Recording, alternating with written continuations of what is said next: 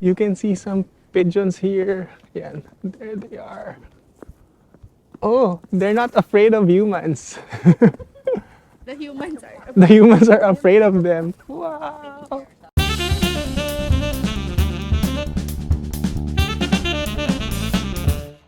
Good morning, everyone. Today is December 6th and it's 8:27 in the morning. We are planning to do a short hike or a short walk. So I'm on my way to the coffee shop to have breakfast with two of my friends.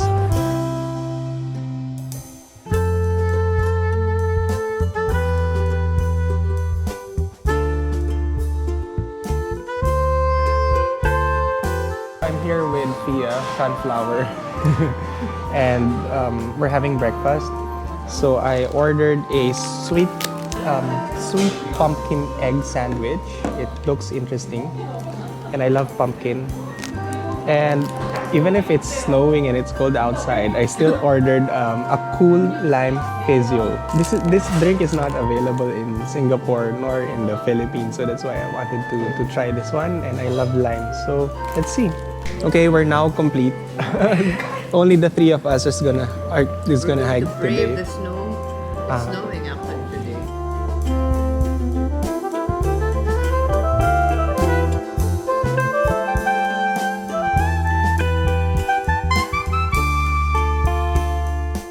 Okay, it's 9:05 and we are about to take the train and we're heading to, where are we going?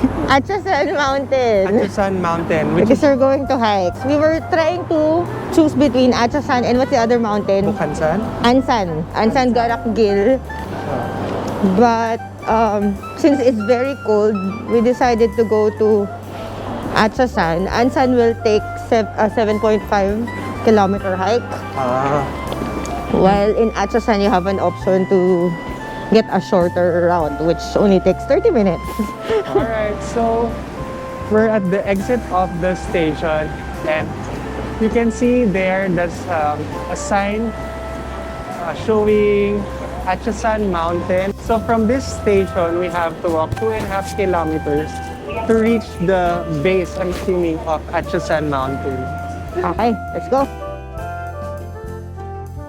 Wow. I hope you can see the snow falling on my face. So we found out that there are signs on the road. I hope you can still see my face. It's not cold, it's just that it's snowing.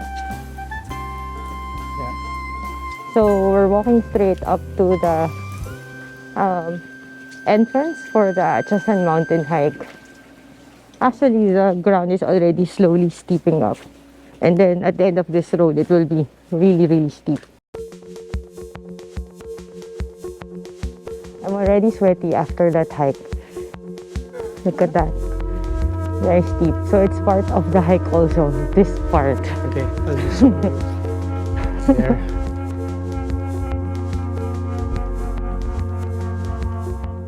We're still hiking.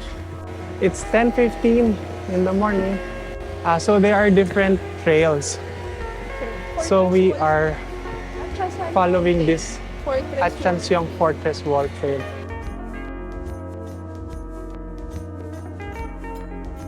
So that's a rest area behind me. It's a good trail. Hindi mo natin kailangan siguro mag-stress mode. During autumn, this is gonna be very colorful Yes. because some of the leaves are still red. So how And- do you find this hike? It's very relaxing. Although we have a walkway, so it's easy. But since it's snowing, it's slippery. So we also have to be careful. Oh, Alright, hold there's on. some So you bogies. see, they are removing the snow from the trail. They're trying to clean the path. Oh, lakad daw, lakad daw. Okay. Okay. 감사합니다. Kami na. There are no youngsters here. It's really ajumas and ajushis. So the trail has changed to It's cement concrete, or concrete. but because it has snow, it's a little bit slippery. So if you're planning to hike here during winter, just make sure to be very careful and to wear a pair of shoes with very good traction or grip. I managed to convince them to take this smaller trail. Okay, my friend is turning on her microphone. Or challenged us, we'll take this route.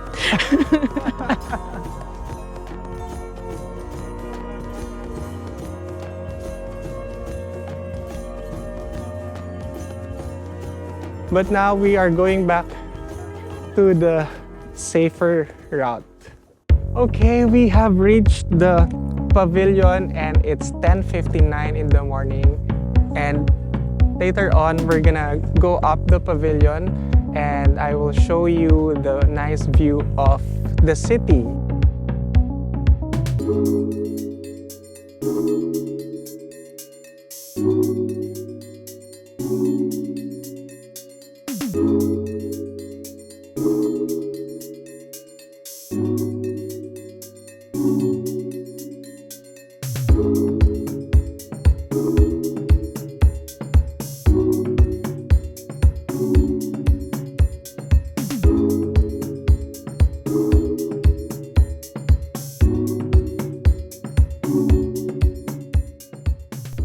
Okay, so that's the pavilion and we're just gonna go around the pavilion and look at that view. It's a relatively short and easy hike and the view is amazing. So you can see the different like tall buildings there in Seoul, and the trees are very beautiful. And you can see the Han River. I think that's the Han River. And there's a bridge. There are flying pigeons. And you can see the pavilion. It's so small. There. Okay, you can see some pigeons here. Yeah, there they are. Oh, they're not afraid of humans. The humans are. The humans are afraid of them. Wow. I am about to go up the pavilion. You can see this is the pavilion. And we're gonna see the view from up here. Wow.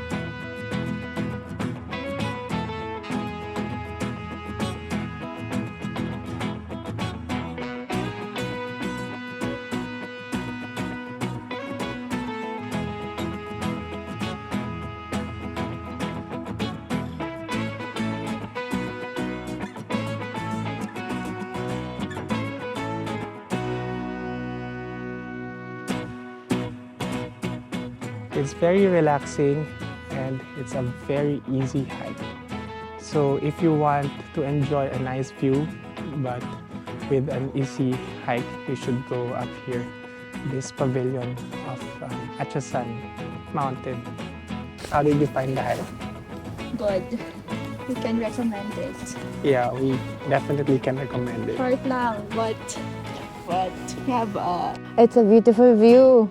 And to think it's winter, it was snowing this morning, still worth the hike. perfect yung weather. Yes. By the way, the temperature now is roughly 4 degrees Celsius. Just don't do it before sunrise.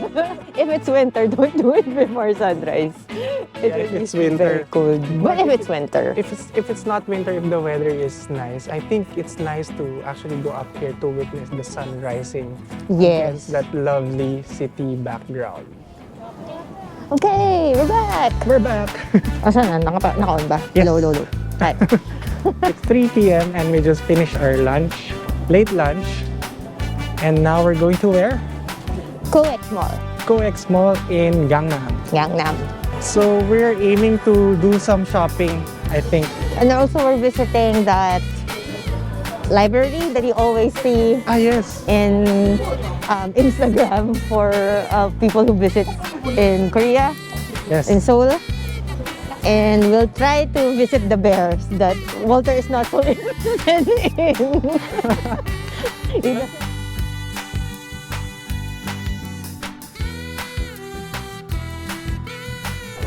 I found this space. So I think this is the library where we're going soon, and you can see it's a very nice interior, showcasing the different books inside the library.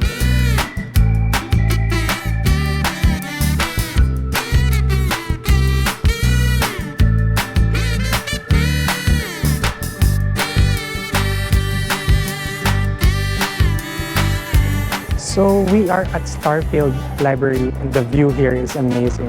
You can see there's a huge Christmas tree, and there's a lot of shops, and a lot of people are coming here, most of them tourists.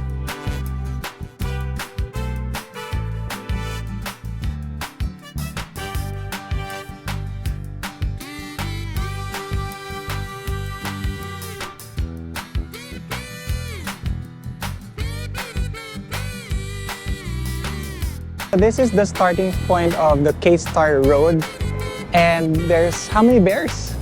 There's a lot of them. And 17 bears. where's the BTS bears? The BTS bear is on the 12. 12. One of our friends is looking for EXO bear, which Okay. is 10. So all of the K-pop groups, the popular ones, are there? Another friend is looking for 2PM and Okay. so on. So All right. we'll go So there.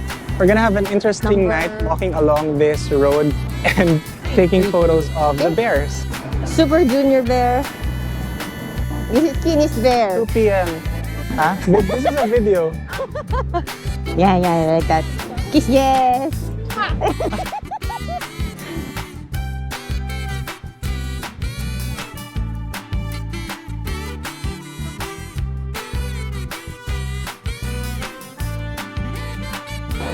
Okay, so this is my army friend, and you can see her hugging the BTS doll and kissing the BTS doll.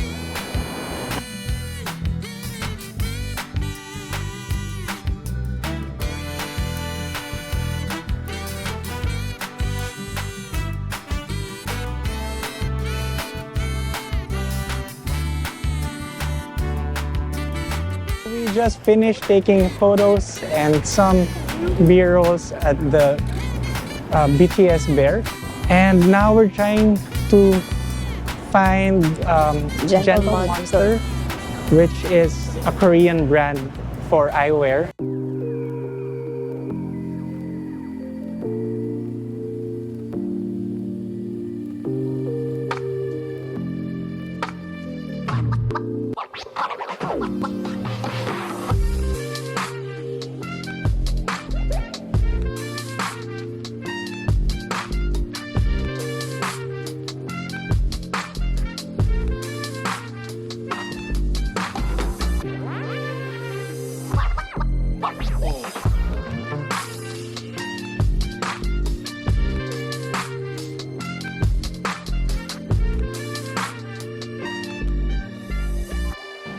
There's my friend trying to get out.